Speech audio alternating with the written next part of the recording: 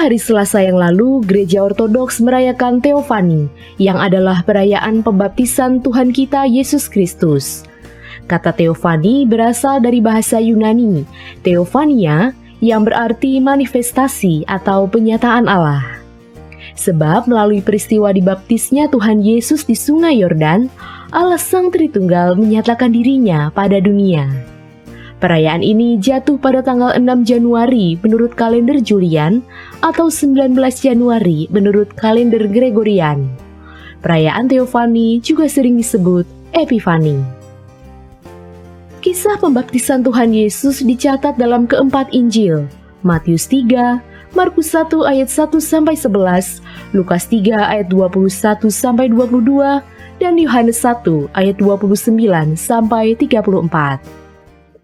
Pada waktu itu, Yohanes Pembaptis yang adalah anak dari imam besar Zakaria tampil di padang gurun dan menyerukan, "Bertobatlah dan berilah dirimu dibaptis, dan Allah akan mengampuni dosamu."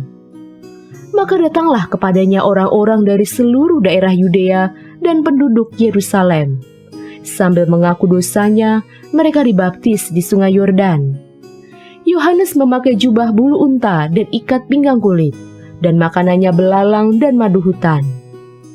Inilah yang diberitakannya, "Sesudah aku akan datang Ia yang lebih berkuasa daripadaku. Membungkuk dan membuka tali kasutnya pun aku tidak layak.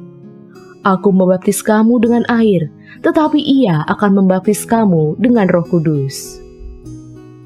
Maka datanglah Yesus dari Galilea ke Yordan kepada Yohanes untuk dibaptis olehnya. Tetapi Yohanes mencegah dia, katanya, "Akulah yang perlu dibaptis olehmu, dan engkau yang datang kepadaku?" Lalu Yesus menjawab, katanya kepadanya, "Biarlah hal itu terjadi, sebab demikianlah sepatutnya kita menggenapkan seluruh kehendak Allah." Dan Yohanes pun menurutinya. Sesudah dibaptis, Yesus segera keluar dari air, dan pada waktu itu juga langit terbuka, dan ia melihat Roh Allah seperti burung merpati turun ke atasnya. Lalu terdengarlah suara dari surga yang mengatakan, "Inilah anakku yang kukasihi, kepadanyalah aku berkenan." Baptisan yang dilakukan oleh Yohanes bukanlah baptisan Kristen sebagaimana yang gereja lakukan. Sebab baptisan Kristen fungsinya adalah untuk menyatukan kita dengan kematian dan kebangkitan Kristus yang dikerjakan oleh Roh Kudus melalui media air. Sedangkan baptisan Yohanes merupakan baptisan untuk pengampunan dosa. Seperti dikatakan Paulus dalam Kisah Para Rasul 19 ayat 4. Baptisan Yohanes adalah pembaptisan orang yang telah bertobat. Dan selanjutnya di ayat 5, ketika mereka mendengar hal itu, mereka memberi diri mereka dibaptis dalam nama Tuhan Yesus. Berarti baptisan Yohanes berbeda dengan baptisan yang dilakukan gereja. Baptisan Yohanes merupakan suatu upacara pembersihan diri yang biasa dilakukan oleh orang Yahudi yang bernama mikveh. Mikveh adalah upacara pembasuhan yang tertulis dalam Imamat 15. Awalnya ditujukan bagi orang-orang yang secara hukum Taurat dianggap mengalami kenajisan secara jasmani. Namun seiring berkembangnya waktu, kenajisan itu juga dianggap sebagai kenajisan rohani, yaitu dosa. Sehingga mikveh dianggap sebagai sarana pembasuhan dari dosa untuk menerima pengampunan bagi orang-orang yang bertobat. Mungkin kalian bertanya, jika baptisan Yohanes fungsinya adalah untuk pertobatan, mengapa Yesus dibaptis juga? Padahal Yesus tidak berdosa, seperti dikatakan dalam Ibrani 4 ayat 15. Sebaliknya, sama seperti kita, ia telah dicobai, hanya tidak berbuat dosa. Jadi mengapa ia dibaptis? Tuhan kita menerima baptisan dari Yohanes tujuannya adalah untuk menggenapi kehendak Allah. Melalui peristiwa ini, identitas Yesus yang sesungguhnya sebagai Putra Allah diungkapkan pada dunia. Ketika ia keluar dari air, terdengar suara dari surga yang mengatakan, "Inilah anakku yang kukasihi, kepadanyalah aku berkenan." Dan banyak orang yang hadir di situ mendengar kesaksian tentang dia. Selain itu, sebagaimana nama dari perayaan ini, Theophany, yang artinya penyataan Allah, maka untuk pertama kalinya Sang Tritunggal menyatakan dirinya. Bapa dinyatakan dalam suara yang mengatakan, "Inilah anakku yang kukasihi." Putra dinyatakan dalam diri Yesus Kristus yang sedang dibaptis, dan Roh Kudus dinyatakan dalam rupa burung merpati. Sekarang kita pelajari makna ikon perayaan pembaptisan Tuhan.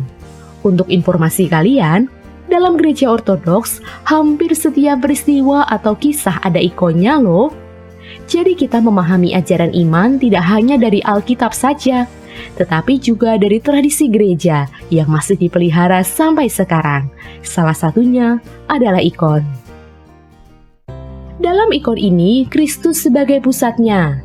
Ia digambarkan di dalam air. Ia masuk ke dalam air dan menguduskannya. Sebab Tuhan datang ke dunia tidak hanya untuk menyelamatkan manusia saja, tetapi juga mengembalikan segenap ciptaan ke dalam keadaan penuh rahmat, termasuk air yang adalah bagian dari unsur kehidupan. Jika kita perhatikan baik-baik, tangan Tuhan Yesus di dalam air merupakan posisi blessing hand. Mengapa Yesus tidak berpakaian? Dahulu sebelum Adam dan Hawa jatuh dalam dosa, mereka berdua telanjang, tetapi mereka tidak merasa malu, sebab tubuh mereka berpakaian kemuliaan Allah. Demikianlah Kristus yang tanpa pakaian merupakan simbol manusia yang dulu sebelum jatuh dalam dosa. Karya Tuhan Yesus di dunia bertujuan untuk mengembalikan manusia yang telah jatuh dalam dosa menjadi manusia baru yang diciptakan menurut gambar dan rupa Allah. Di bagian atas ikon ada mandorla yang menggambarkan Allah Bapa, dan juga ada burung merpati yang menggambarkan Sang Roh Kudus turun ke atas Yesus. Mandorla ini juga merupakan simbol dari terbukanya surga bagi dunia. Di bagian kiri ikon ada Yohanes Pembaptis, nabi terakhir dari Perjanjian Lama. Tubuhnya membungkuk, merendahkan dirinya di hadapan Allah, seperti yang pernah Yohanes katakan, "Ia harus makin besar, tetapi aku harus makin kecil." Yohanes 3 ayat 30. Wajahnya yang menengadah ke atas menunjukkan keheranannya akan penampakan ilahi yang terjadi. Di samping Yohanes Pembaptis, kita melihat ada pohon dan kapak di bawahnya. Ini menggambarkan yang tertulis dalam Matius 3 ayat 10. Kapak sudah tersedia pada akar pohon, dan setiap pohon yang tidak menghasilkan buah yang baik pasti ditebang dan dibuang ke dalam api. Simbol ini mengajarkan kita bahwa sebagai orang Kristen, kita tidak boleh malas memelihara rahmat keselamatan, melainkan harus berjuang keras untuk mencapai kekudusan. Di sebelah kanan ikon, ada segenap malaikat yang menanti Yesus keluar dari air. Dan di bagian bawah ikon, ada dua makhluk kecil yang sedang menaiki ikan. Dua makhluk ini merupakan simbol dari sungai Yordan dan lautan. Keduanya hendak melarikan diri karena melihat seorang pribadi yang jauh lebih besar dan lebih hebat dari mereka masuk ke dalam air. Rangkaian perayaan Theophany secara lengkap terdiri dari 2 hari. Hari pertama dilakukan sembahyang raja, kemudian sore harinya sembahyang senja, lalu liturgi suci Basilius Agung, pemberkatan air agung, dan diakhiri dengan sembahyang Ratri Madya. Di hari kedua dilakukan sembahyang Singsing Fajar, liturgi suci Yohanes Krisostomos, dan pemberkatan air.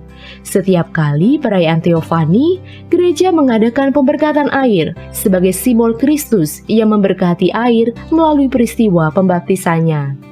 Setiap umat membawa sebotol air untuk diberkati, untuk kemudian mereka bawa pulang. Air suci dapat dikonsumsi setiap hari atau dipakai untuk pemberkatan rumah. Demikianlah penjelasan mengenai perayaan Theophany. Mohon dipelajari dan selalu diingat ya.